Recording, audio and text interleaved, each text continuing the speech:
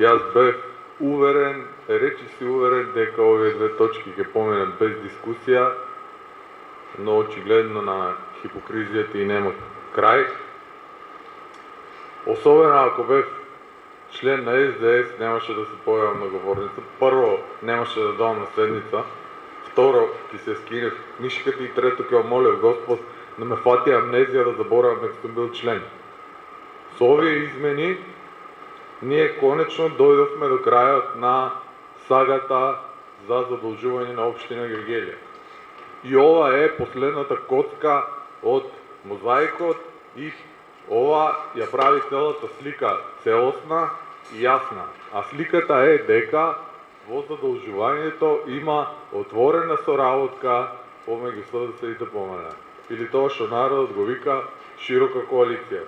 Значи ние имаме ситуација кога као ДПМН не задолжува, а као СДС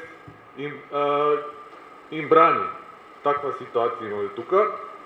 На првото гласање тоа помина со глас обезбеден од коалицијата на СДС, второто гласање помина со обезбедување мнозинство присутни, имаме задолжување кај банкар од СДС и сега капакот на се е одлука на влада од СДС за ова задолжување.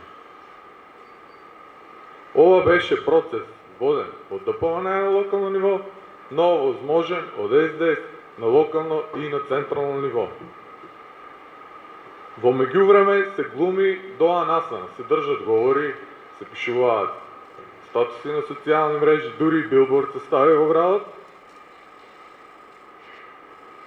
Значи, сума сумарум, сложни калугери мрсат и во петок, а ДПМН и СДС сложно мрсат 30 години секој ден, а се мрсат на маста на народот, а мац веќе нема, сега сме на крв.